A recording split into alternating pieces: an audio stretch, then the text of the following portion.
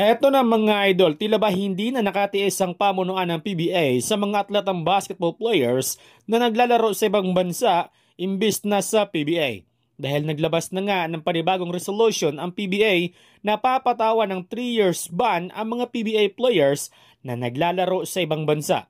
Matatandaan, huling PBA player ang umalis at piniling maglaro sa ibang bansa ay eto ang si high flyer ng Barangay Ginebra na si Jamie Malonzo. Dumadami na kasi mga PBA star ang hindi na pumirma ng bagong kontrata sa PBA upang makipagsapalaran sa ibang bansa.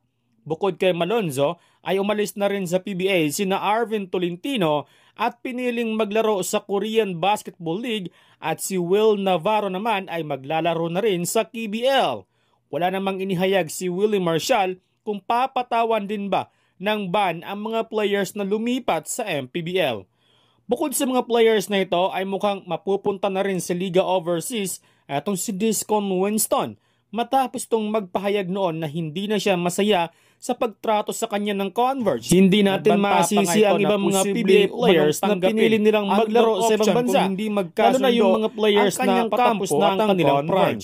Malaki rin kasi ang kikitain nila sa ibang bansa kaya nakipagsapalaran sila doon kahit kapalit ay ang malayo sila sa kanilang pamilya.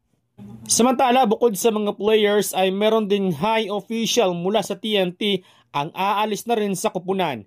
Ayon sa report na hindi umano siya binayaran ng talk and flex sa kanyang sahod.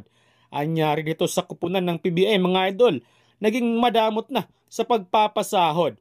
Even nga mismo itong si Discon Winston ng Converge ay pinuna nito ang PBA at ang Converge dahil tila ba hindi man lang daw siya na-appreciate dahil sa mga hindi nila pagbabayad ng mga bonuses at incentives. Kayo mga idol, ano masasabi ninyo sa video natin ngayon?